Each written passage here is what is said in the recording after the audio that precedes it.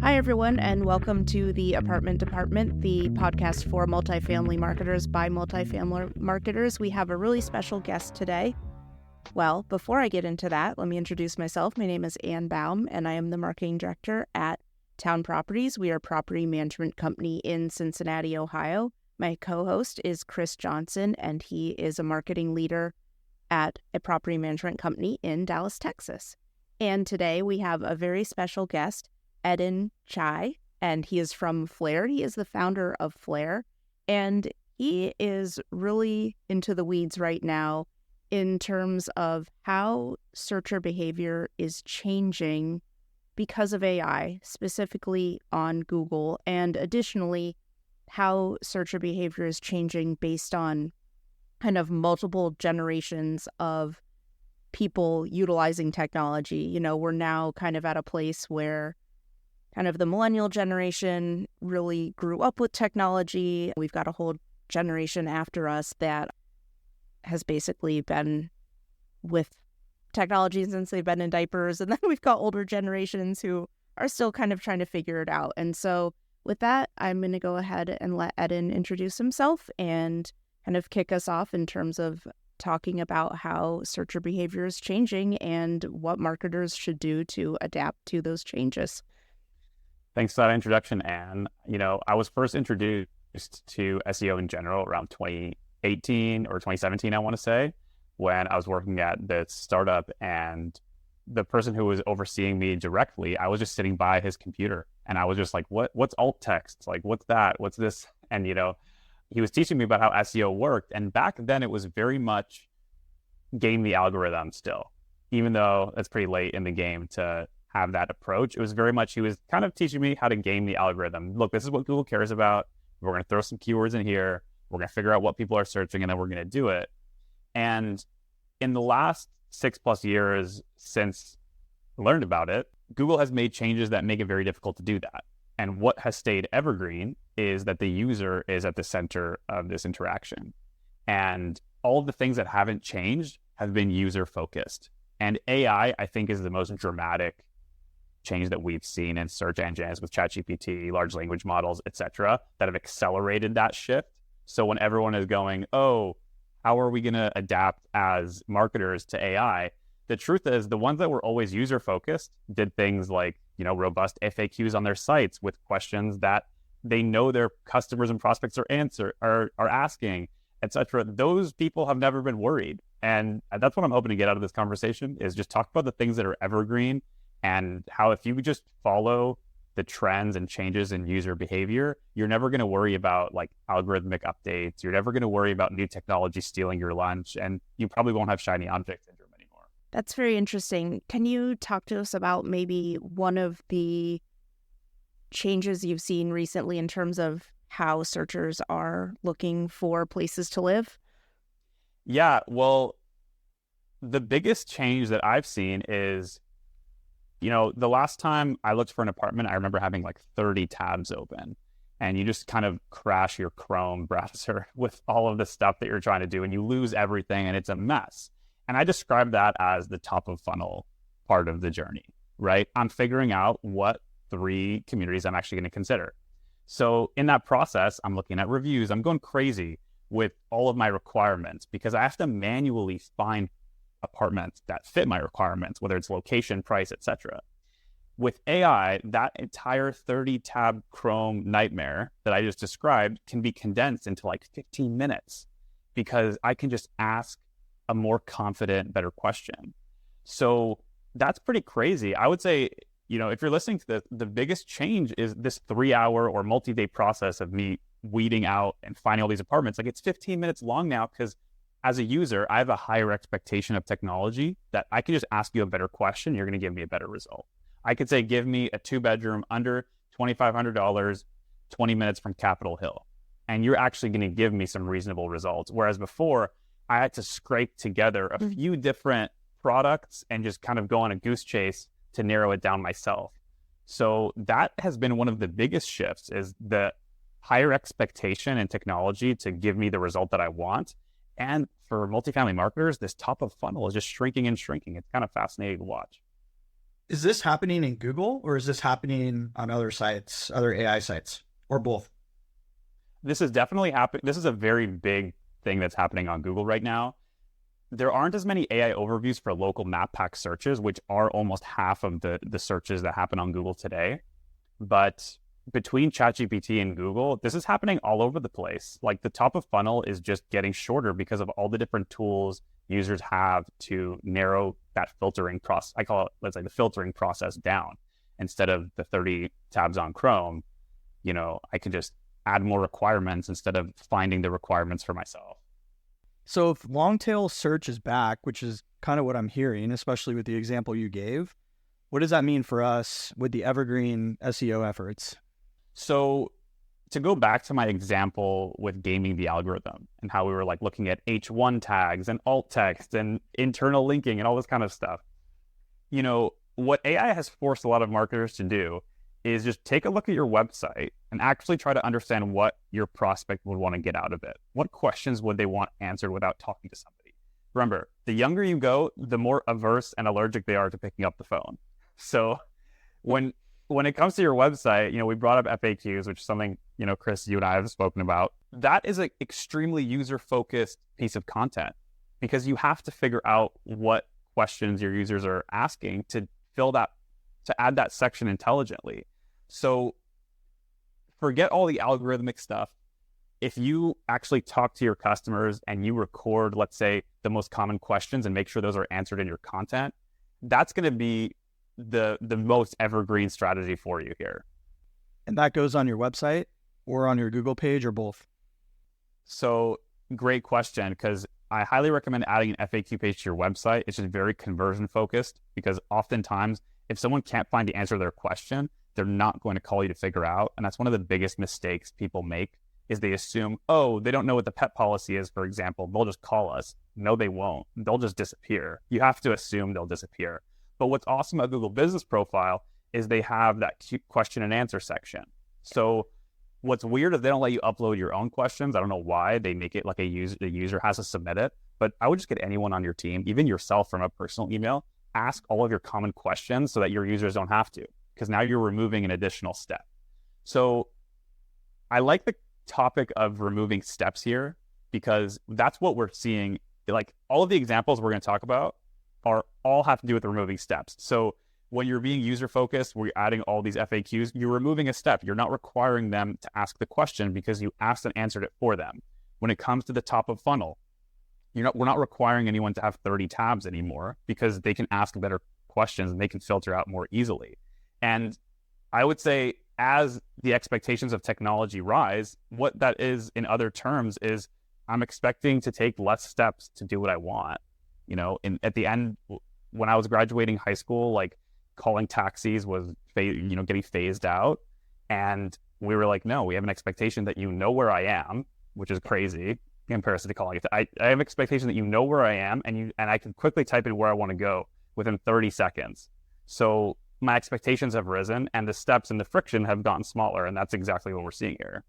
Are you seeing kind of a formula in terms of how people, I remember back in the day, and we were just talking about this, like the big shift in searching was that people were adding like near me to their searches. And then voice search was like really popular for a little while. We were all trying to figure out how do we optimize for voice search. But like, are you seeing a formula in terms of with these kind of higher expectations for search results, a formula for how people are searching long tail? Like, is it like location plus amenity plus bedroom, number of bedrooms? I don't know. Are there any patterns emerging? That data isn't widely available yet, partially because the percentage of completely 100% unique searches is growing every day. The last stat that I read was that 15% of all Google searches have never been searched before, which is pretty insane to think about given how many searches there are. But what I love about that is that, yes, long tail is definitely back in because those kinds of searches are going to keep increasing, like adding 1 million qualifiers to your search and just saying, and I needed to have a gym and takes my Labrador and all this kind of stuff. But I think that should force marketers to disconnect from the obsession with keywords a little bit and get a lot of like zero party data that comes straight from their users that they might never be able to collect. I know for a fact tons of these kind of question and answer and highly detailed searches, like we're going to get tons of data in the coming months that we'll get through all of the, marketing analytics tools like SEMrush and all that stuff. But I think marketers should take this as an opportunity to detach from the obsession with keywords, just put a little bit more emphasis on user generated questions, like let's say emails, but analyzing emails between your prospect and your team is a great way to get alternate information that you can use in your marketing. And suddenly you're realizing that that's working. That was actually an old school SEO strategy to figure out things that people were searching that were never answered, is actually taking it straight from the customer. I actually worked back when I was doing like freelance SEO. I worked with a lawyer and we actually created a piece of content around GDPR, and it was very specific. And I honestly had no idea what I was reading, but he helped put the content together, and he ranked number one instantly because people weren't searching for, no one had answered that question. It was so early before GDPR was like such a big thing. Yeah. And he ranked number one instantly because he kind of found this unmet need by using his own customers and the questions they were asking. That's also an evergreen strategy, right? Answering your customers' questions is never going to go away. The way that they get answered is constantly going to change. The way they consume that information, we're talking about TikTok now, and the way they want to get information through there.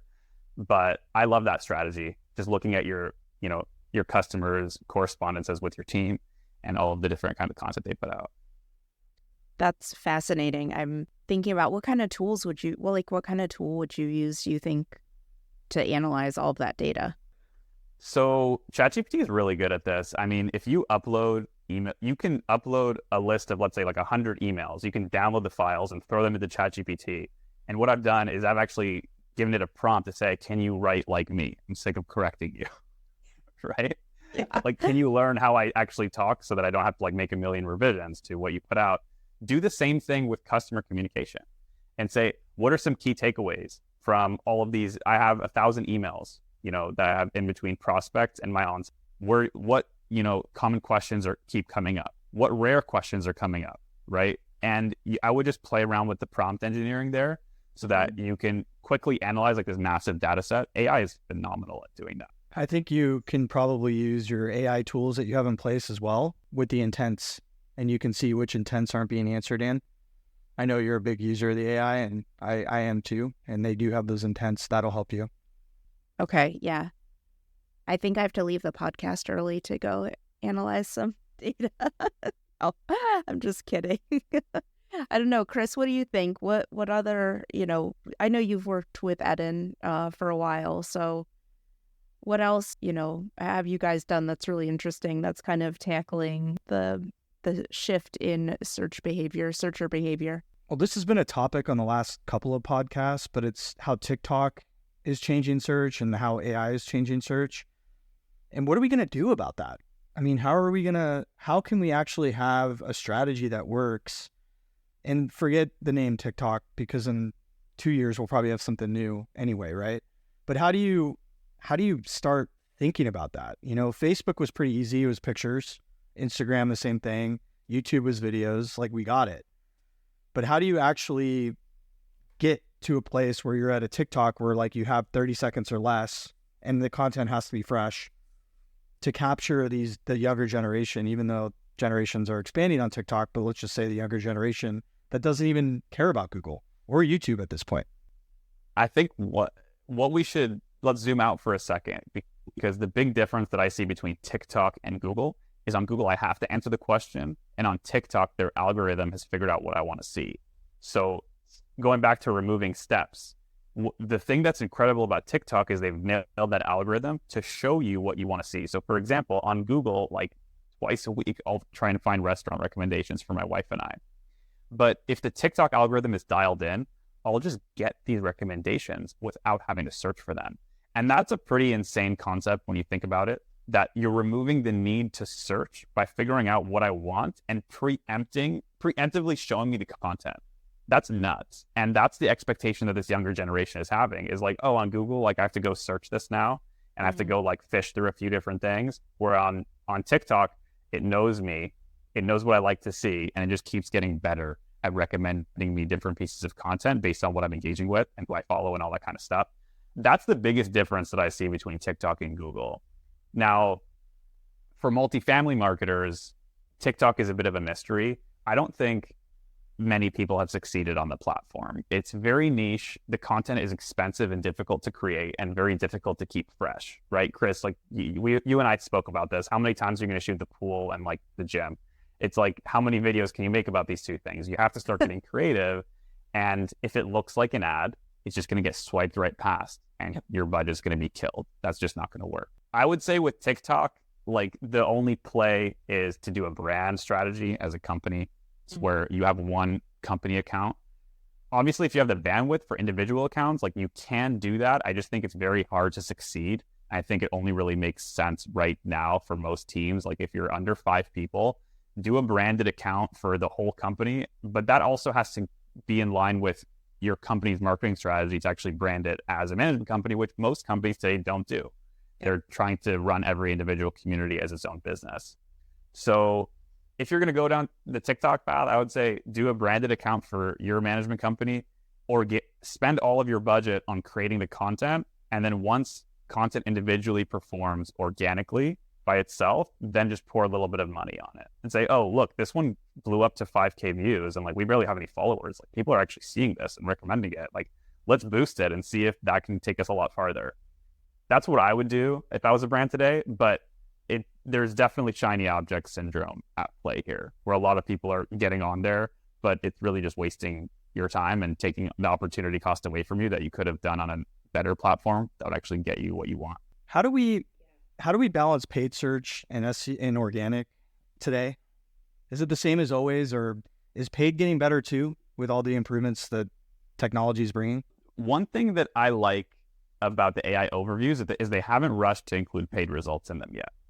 Because I think they realized you've bombarded us and you've created this profit machine that pumps money for Google, and they've overdone it. Quite frankly, they overdone it. And we have a paid search product. Like our product automates pricing and specials on Google My Business and Google Ads. And I'm telling you this, they overdid the Google Ads and users got sick of it. And when an awesome product like TikTok comes along that could preempt what you want to see, it's no doubt that people's attention is starting to shift over there and starting to shift over to ChatGPT, where they can get the answer they want on the first go and do no self-filtering, none of the 30 tabs that I mentioned. Yeah. So as far as balancing, I would say actually going back to keywords, right? There's a limited amount of demand that you can capture on SEO for your community. Figure out what that demand is. Sometimes the demand doesn't exist depending on the location. Sometimes there's only 50 searches for any keyword that you can possibly rank for. So I would first map out how much demand exists, right? You know, Chris, we worked on a community in Forney, right? That's not a very popularly searched location. So we of course lean more into paid search than SEO because we knew that the bar for SEO was pretty low. There's not that many people searching in Forney. So once we tap that out, and if it's not enough, which we knew it wouldn't be, then we know we're gonna have to move on to other avenues. So it made sense that our split was very heavy towards the paid search side because we can actually grab demand from other locations. So I would say just map out what the demand looks like for SEO versus paid search, which it can look very different depending on the locations. I've been chatting with a few of our clients that have zero SEO demand because of where it's oftentimes these like single family rental communities. There's like this zero SEO demand. It's like in these locations like no one has ever heard of and no one will search for. They have to lean like 100% into paid search to grab demand because people aren't looking for like these reclaimed lands, 30 miles outside of who knows where. So I would say scale the demand that's available in each of those channels, and it'll be a lot clearer for you to see which one to lean into more. That's really interesting.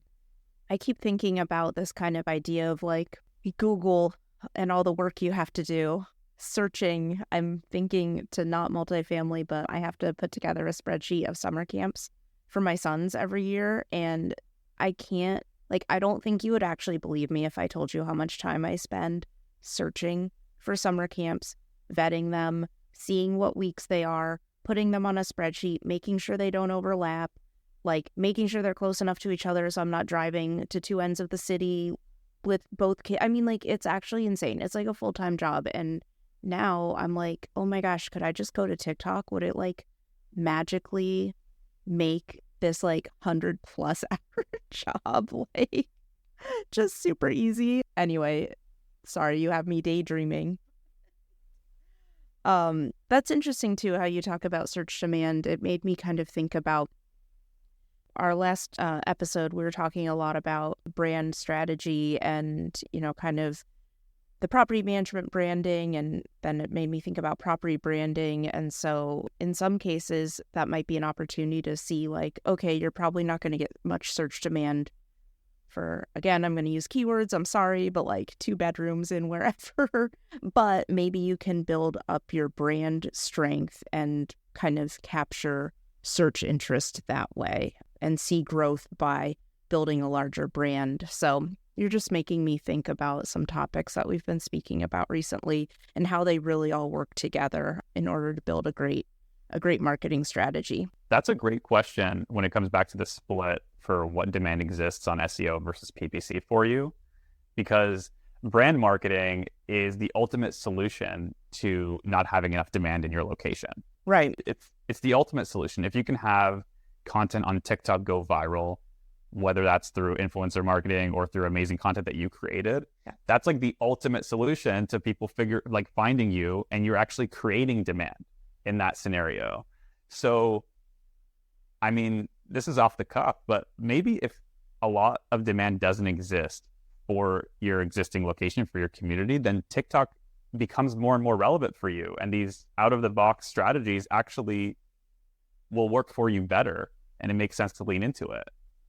That is kind of interesting. Yeah. So thinking about, how to really lean into your brand based on demand that exists and other factors. I think we're on to something. Can I ask just a follow-up question here? Is Google picking up TikTok content?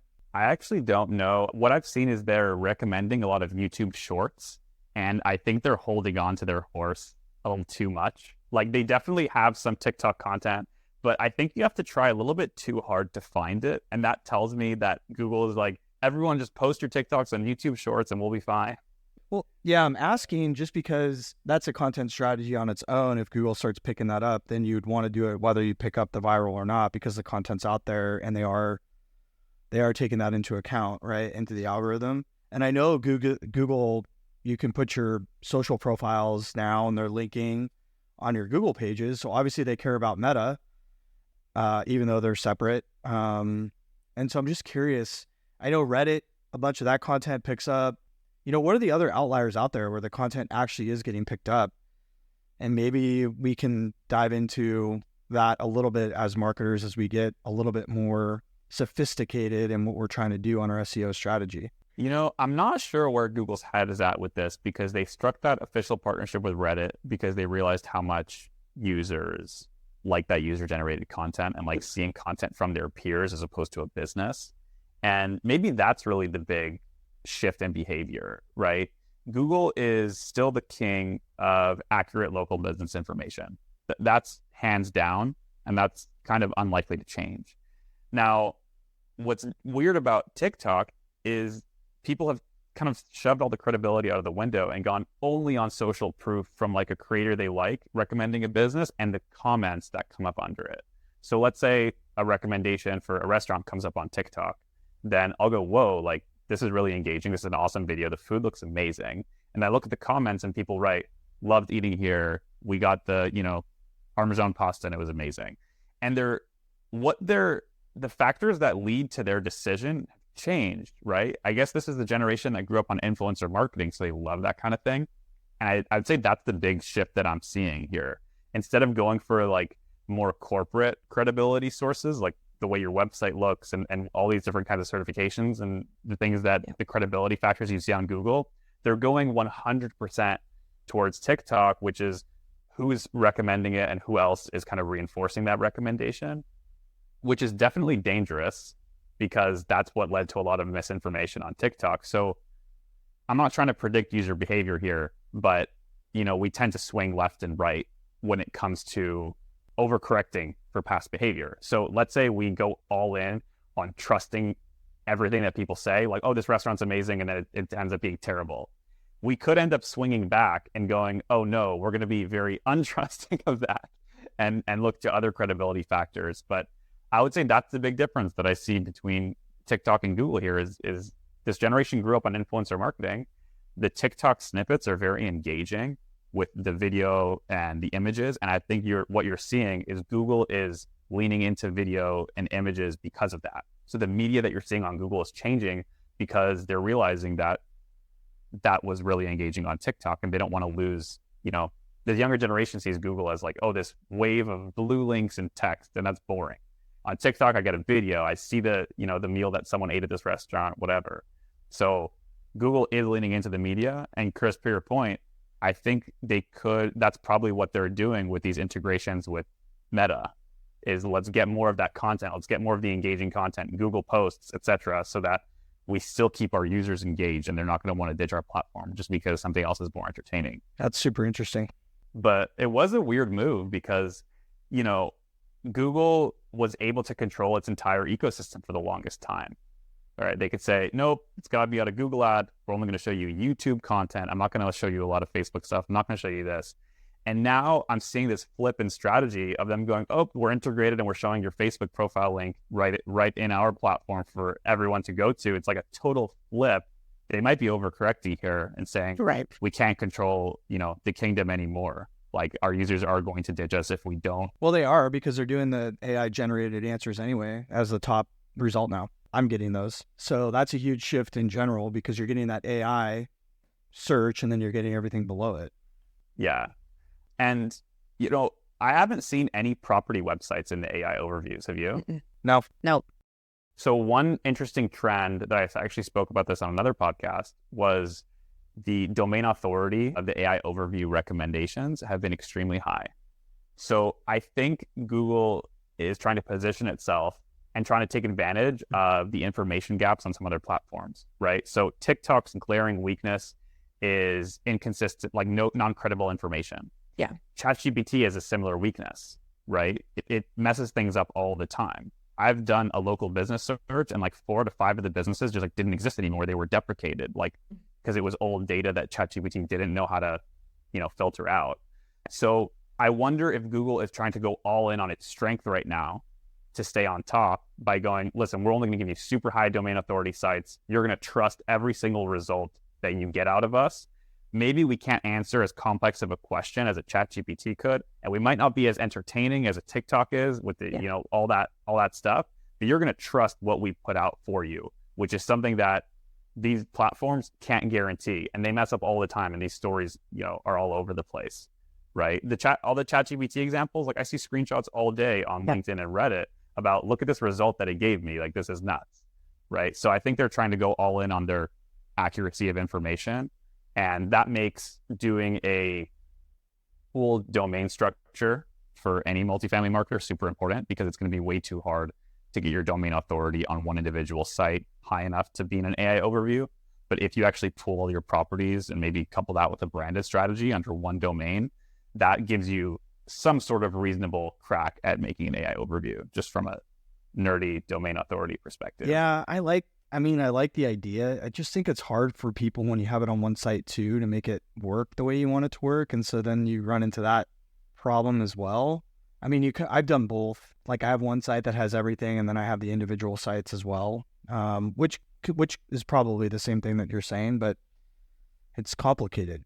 That's why marketing is fun, digital marketing, because it's always changing, and we're always trying to figure out what the best strategy is going to be so that we can stand out.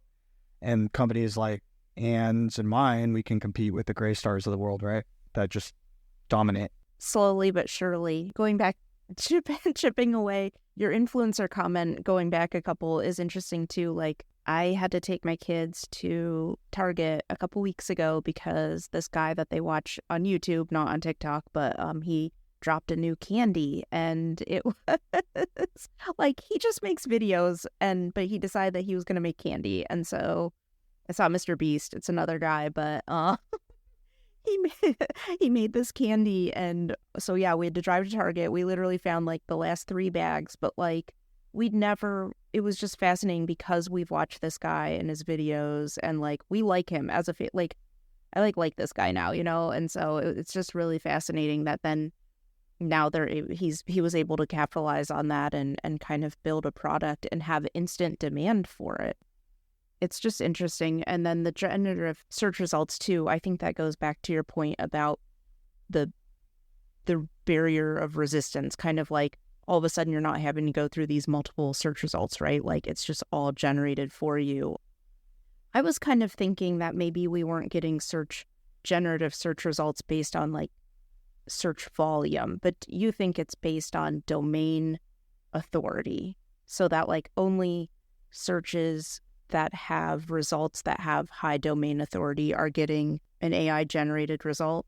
That's been the overwhelming trend when there was a recent analysis of tons of different AI overviews, and they noticed that these super high domain authority sites like consistently dominated the recommendations there. And as they expand that and let you keep like suggesting more recommendations and more results and expanding on the AI overview experience as a whole, that could change. But so far from what we've seen since they've launched AI overviews, it's been overwhelmingly results like HubSpot, Forbes, New York Times, WebMD, like these crazy, very well-known sites.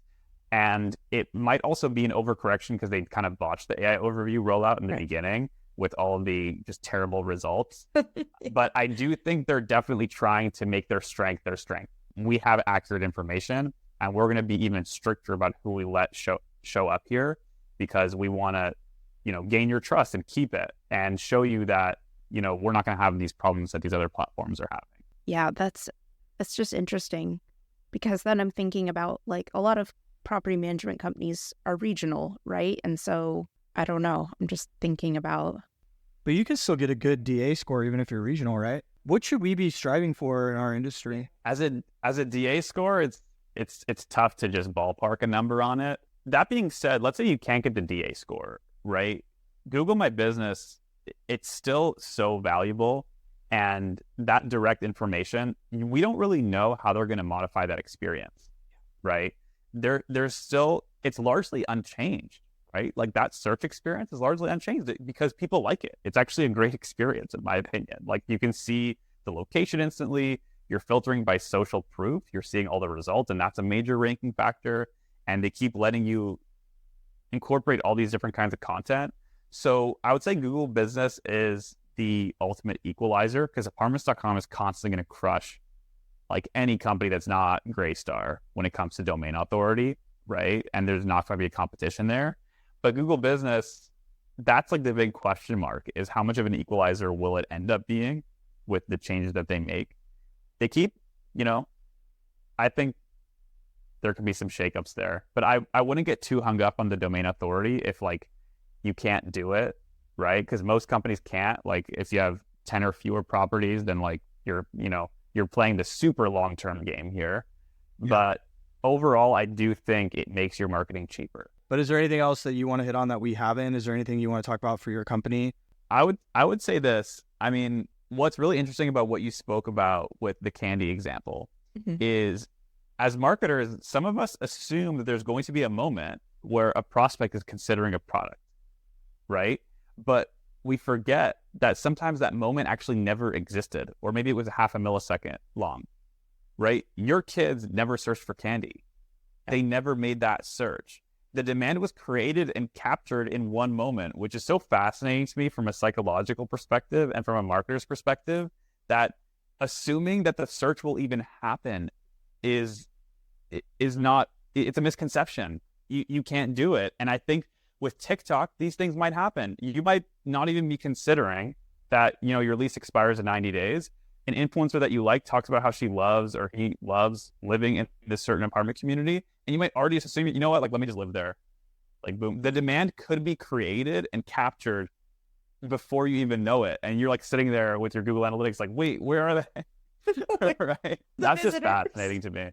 I think so too. It's just, I couldn't get over it. I mean, literally they were like frantic, like, Mom, like we have, and of course I gave in, right? But like, it was literally life or death at that moment. And you're right. I don't know. It's interesting. And that's, you should come back and we should talk all about kind of the search that never happened and how demand is generated like that. 'Cause it's a fascinating topic. But So I'll wrap this up with one more stat, which I just found super interesting about Google search, is in the last year, or I believe this study was done January to July, let's say, in the last year in the US, over 70% of searches didn't result in a website click, right?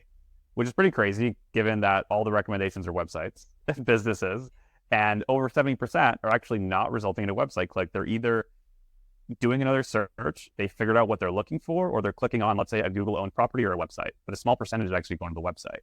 So back to the friction comment that I made earlier of people assuming that they'll get what they want immediately.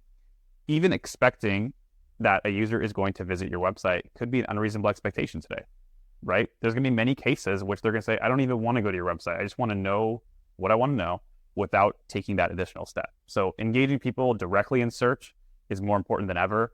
One way that our product does that is just by showing live rents and specials directly in search so that they don't have to actually visit your website to see those things, because that's an expectation that our users, that prospects are having, which keeps climbing, and you have to continuously meet up with those expectations. So I just thought that stat was interesting. It's pretty crazy. It's over 70%, given the billions of searches there are every day, that they're not even landing on a website at the end of those. You know, now that you say that, though, I'm thinking about it, and I'll do a search for a restaurant, and I may not click the website. I'll click the map pack, see where they are, see what the reviews say. Then I'll find the one that I want, and I'll go make a reservation, right? But that's pretty, when you put it that way, you think about it in your own terms of search, and that is happening. so I do have one more question, and then Chris, you can bring us home. But Eden, where should our users go from here? Like, if they're going to listen to this podcast and do one thing tomorrow, like what would you recommend? What should their first priority be? I would say the first priority goes back to understanding your users. Don't get shiny object syndrome and start, shifting your focus to Reddit or TikTok or ChatGPT, right? Because as a marketer, your time is your biggest resource. It's not actually your budget. It's not all of these different things. It's your communication and your time. And getting shiny object syndrome is really going to derail your efforts here. Go back to what you know works when it comes to how your users are behaving, or how your users are behaving. Because if you have a younger property and they're on TikTok and you know how they make decisions a little bit differently than some older demographics, then have confidence in the stats that support that. There's tons of stats that support how different generations and demographics and psychographics are behaving today. So have confidence in that, and you'll never have to worry about an algorithm update or what new technology is out there, because you know how your users are interacting and that psychology and that behavior, and that's going to obviously be nice. Awesome. I'll tell you what my takeaway is. Maybe we need to rethink how we do our content on the website. And instead of just doing the amenities or this and that, maybe we should start answering the questions on the actual pages that people care about and figure out a way to make that content sound great and look great along with the FAQ page. So I think that's my biggest takeaway that I'm going to do on my sites moving forward, is figure out how we can get this information in front of people quicker in a beautiful way. Oh, that's a great one. I mean, this is such a templatized thing. And with Google, people didn't expect, no one is expecting for that top of funnel to get so short. Maybe, for Chris's point, the expectation that people are going to click on the amenities page is an unreasonable expectation. And that's crazy to think, like, oh, well, it's right there. But, maybe if you formatted this in a better way, you could just engage people better. I love that that's where your head's at. And I'm curious to see what you're going to come up with. I would second that, actually, Chris, because our data shows that about 82% of visits to our websites are to the homepage and floor plans page. So people are already naturally narrowing down what pages they're looking at to find content about our properties. So that's already happening based on how users are interacting with the sites. So it's already happening, but you're right, we're not reacting to that as marketers. So that's a really great point.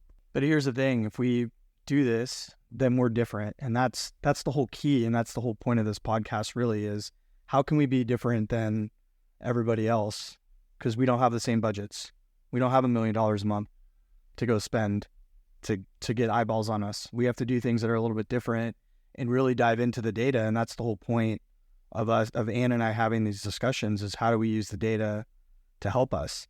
And if we can use the user generated content that you're talking about and then incorporate that into the search and into our site without anybody asking, then all of a sudden we've unlocked something. And remember, no one told the CEO of Uber, I wish I could click a button and a car comes up in front of my house. They had the confidence in people's need for autonomy, in how people want to behave and interact and what they want out of life. And they built a product that meets that need.